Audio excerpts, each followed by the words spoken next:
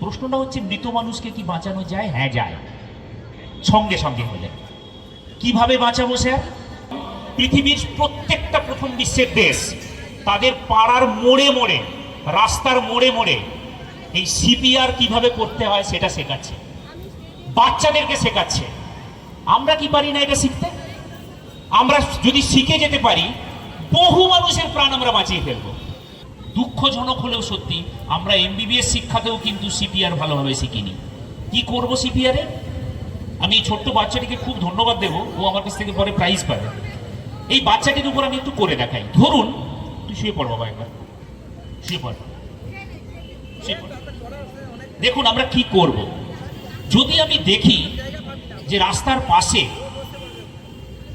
কোনো মৃতপ্রায় ব্যক্তি, আপনি ভাবছেন তিনি মারা গেছেন, ওই ভদ্রমহিলা কি করলেন? প্রথমে কি ওকে জিজ্ঞেস করলেন, এই তুমি ঠিক আছো, তুমি ঠিক আছো?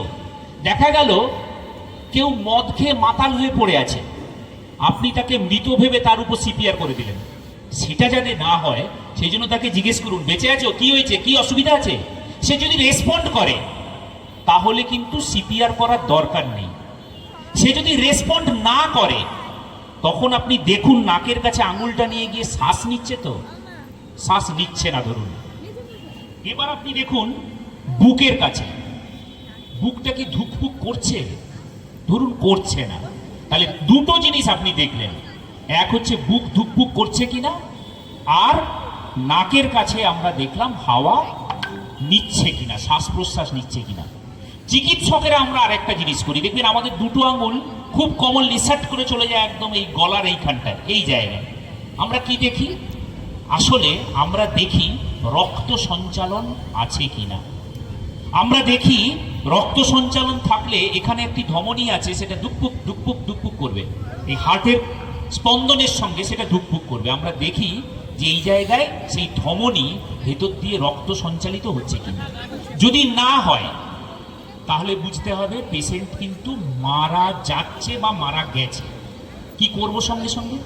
খুব সহজ, আমি বুকটাকে খুলবো, কিন্তু মাথায় রাখবেন যখন এই কাজটা আপনি করবেন সঙ্গে সঙ্গে আপনার পাশাপাশি যেসব মানুষ আছে তাদের দিকে জোরে একবার চিৎকার করুন, হেল্প, জোরে চিৎকার করুন। কেন? আপনি একটা কাজে ব্যস্ত থাকবেন, যে কাজটাতে উনাদের হেল্প লাগবে, কাউকে একজনকে অ্যাম্বুলেন্স ডাকতে হবে, আপনি পুরোটা এইভাবে করে বাঁচাতে পারবেন না।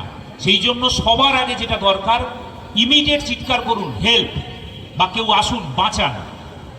আপনার কাছে এলো, ততক্ষণে আপনি একটা কাজ করবেন, ওর যে নিপেল লাইন, দুটো নিপেল আছে, সেই নিপিলের মাঝ বরাবর আপনি হাতটাকে এইভাবে করে, এইভাবে বা এইভাবে রাখুন, রেখে জোরে চাপ দিতে হবে। কিভাবে চাপ দিতে হবে? মিনিটে 120 বার, মিনিটে 120 বার। অর্থাৎ আমি একটু দেখাচ্ছি কিভাবে, আমি ওর উপর জোরে করবো না, তুই চিন্তা করিস না, তোর উপর জোরে করবো না, আমি দেখাচ্ছি কিভাবে করব, কিন্তু করতে হবে কিন্তু আপনাকে জোরেই। কেন? এই যে বুকের যে ব্রেড প্রস্থ আছে, অন্তত 1/3 প্রস্থ আপনাকে ঢুকিয়ে দিতে হবে ভেতরে। কি করতে চাইছি আমি আসলে? এটা করে লাভটা কি? এটা করে লাভ একটাই, এই যে হার্টটা রয়েছে না, এই হার্টটা নিজে থেকে নিজে নিজে কম্প্রেশন করে হার্ট স্পন্দন জারি রেখে সারা শরীরে রক্ত পৌঁছাতো। এবার আপনি হার্ট কিন্তু চুপ করে বসে আছে, আপনি বাইরে থেকে প্রেসার দিয়ে হার্টের কাজটা আপনি নিজে হাতে করছেন। অর্থাৎ সারা শরীরে রক্তটা পৌঁছে দিচ্ছেন। বুকের এই যে হার্ট রয়েছে সে কাজ করছে না, তার কাজ ছিল ধুকপুক করে সারা শরীরে রক্ত পৌঁছে দেওয়া, তার স্পন্দন সে করতে পারছে না, যার জন্য আপনি বাইরে থেকে চাপ দিয়ে হার্টটিকে সচল রাখছেন। কি বললাম, বোঝা গেল? এই হার্টটিকে সচল রাখতে হবে। হার্টের সাধারণত হার্ট মিনিটে কবার ছোটে? মিনিটে 60 থেকে 100 বার ছোটে। আপনাকে করতে হবে অন্তত 120 বার, কারণ আপনি যেটা করছেন সেটা বাইরের এক্সটার্নাল ফোর্স দিয়ে করছেন, সেটা অ্যাডেকুয়েট নাও হতে পারে।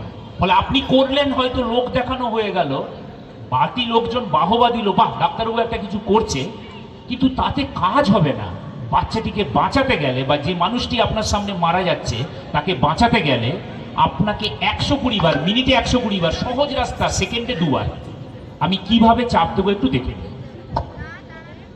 দেখুন, এই কোথায় রাখলাম? দুটো নিপিলের মাঝখানে, নিয়ে তার উপর আরেকটা হাত দিয়ে চাপ দিলাম, নিয়ে জোরে চাপ দেবো। চাপ দেওয়ার সময় যাতে চাপটা সহজ ভাবে পুরো শরীরে, মানে এই জায়গায় বেশিভাবে চাপ দিতে পারি, তার জন্য আমার শরীর পুরোটা উপরে নিয়ে যাব, অর্থাৎ এইভাবে এইভাবে। এভাবে দিলে আমি কিন্তু দিতে পারবো না ভালো করে, আমি পুরো শরীরের বল প্রয়োগ করে আমি এভাবে চাপ দেব। সেকেন্ডে 2 বার, 30 বার চাপ দেওয়ার পর 30 বার এইভাবে চাপ দেব। তারপর আর যখন চাপ দেব তখন বাচ্চার মাথার নিচটি এইভাবে ঝুঁকিয়ে দেবো, মাথাটাকে ঝুঁকিয়ে দিতে হবে। যখনই মাথাটাকে এইভাবে ঝুঁকিয়ে দেবেন ওর কিন্তু শ্বাসনালীটা ওপেন হয়ে যাবে। তারপরের কাজটা কি? 30 বার আমি এভাবে চাপ দিলাম, তারপর নাক চেপে ধরবো, নিয়ে মুখটাকে খুলবো। কিচ্ছু যদি না থাকে নিজের মুখ দিয়ে ওর মুখের মধ্যে মুখ লাগিয়ে জোরে হাওয়া ঠেলবো 2 বার। অর্থাৎ আপনি দুটো কাজ করলেন, এক হচ্ছে হার্টকে চালালেন বাইরের শক্তি দিয়ে, এবং লাংসটাকে ভরে দিলেন বাইরের হাওয়া দিয়ে। কিভাবে হবে? 30:2, অর্থাৎ 30 বার চেস্ট কম্প্রেশন, তারপর 2 বার শ্বাস মুখ দিয়ে দেওয়া। এবার আপনি বলবেন স্যার ওর মুখে বন্ধ, আমি কি করে মুখ দিয়ে করব? মানুষের প্রাণ বাঁচাতে আমরা চিকিৎসকরা খুব ভালোভাবে জানি, ডেলিভারি মাদারদের যখন আমরা ডেলিভারি করাই, মায়েরা আমাদের শরীরে পায়খানা করেন, কিন্তু আপনারা চিকিৎসকদেরকে সম্মান করবেন না আমরা জানি, কারণ বাঙালির এটা ভবিতব্য, কিন্তু আমরা এটা করি। সেই পায়খানাটা কোনো গন্ধ থাকে না, তাতে একটা নতুন জীবনের স্বাদ থাকে, নতুন জীবনকে নিয়ে আসার, একটা মানুষকে বাঁচানোর গন্ধ থাকে। সেই সুগন্ধ আমাদের কাছে চিরকাল লেপ্টে থাকুক, আমরা সেটাই চাই। এই ক্ষেত্রে যদি আপনার সত্যিকারের গন্ধ মনে হয়, আপনি একটা রুমাল ব্যবহার করুন। সেই রুমাল কি করব আমি? রুমাল এইভাবে নেব, যেটা ওই ভদ্রমহিলা দেখালেন। রুমালটাকে এইভাবে মুখের ওপর ফেলে দিলাম, নাকটাকে চেপে ধরবো, মুখের মধ্যে মুখ লাগিয়ে আমি হাওয়া ঠেলবো। এবার কথাটা হচ্ছে, এই আমার মুখ আর ওর মুখ, এই মুখের মধ্যে যেন কোনো গ্যাপ না থাকে। অর্থাৎ আমি হাওয়া ঠেললাম, ফুস করে হাওয়াটা এখান দিয়ে বেরিয়ে গেল, না, হবে না। মুখটাকে জোরে চেপে হাওয়া ঠেলতে হবে, যাতে কিনা হাওয়াটা এমন পরিমাণে ঢোকাবো বুকটা ঠেলে উঠবে। হাওয়া ঢুকলে বুকটা ঠেলে উঠবে, তো এইভাবে 2 বার করবো। তাহলে কিভাবে করলাম? 30 বার বুকে চাপ দিলাম যেভাবে দেখালাম, তারপর মুখের মধ্যে হাওয়া ঠেললাম 2 বার, আবার 30 বার চেস্ট কম্প্রেশন, আবার 2 বার হাওয়া, আবার 30 বার চেস্ট কম্প্রেশন, আবার 2 বার হাওয়া, আবার 30 বার চেস্ট কম্প্রেশন, আবার 2 বার হাওয়া। এবার আপনি বলছেন ডাক্তার এটা তো খুব সহজ কাজ, একবার করে দেখুন, বুঝতে পারবেন। 2 বার 3 বার করার পরেই, 2 থেকে 3টে সাইকেল করার পরেই আপনি ঘেমে যাবেন। এবার আপনার প্রয়োজন পড়বে পাশের লোকটির, যে লোকটিকে আপনি ডেকে পাঠিয়েছেন, সে কিন্তু ততক্ষণে দেখে নিয়েছে কি করতে হচ্ছে। এবার ওকে দিন, ও কিছুক্ষণ করুক, ও কিছুক্ষণ করার পর আবার আপনি নিন। কতক্ষণ করবেন? যতক্ষণ না আপনি ওকে হাসপাতাল অবধি নিয়ে যাচ্ছেন, অর্থাৎ অ্যাম্বুলেন্সের ভেতরেও আপনাকে এটা করতে হবে। আর যদি ডাক্তার ওর কাছে আপনি এইভাবে নিয়ে চলে যেতে পারেন, তার মাঝে যদি ওর জ্ঞান ফিরে আসে এবং শ্বাস নিতে শুরু করে, তাহলে কি বলেছি? রিকভারি পজিশন হচ্ছে বাম দিকে পাশ ফিরে শুইয়ে দেওয়া। বাম দিকে শো বাবা, এই হাতটা থাকবে এইভাবে, এই হাত এইভাবে, আর এই পাটা থাকবে এইভাবে। This is the recovery position. শুয়ে যাবি এই রিকভারি পজিশনে শুয়ে, যদি ওর জ্ঞান ফিরে যায় এবং শ্বাস নিতে শুরু করে, তাহলে রিকভারি পজিশনে এইভাবে শুয়ে দেবো, তারপর আমি হাসপাতালে নিয়ে যাব, মানুষ বেঁচে যাবে।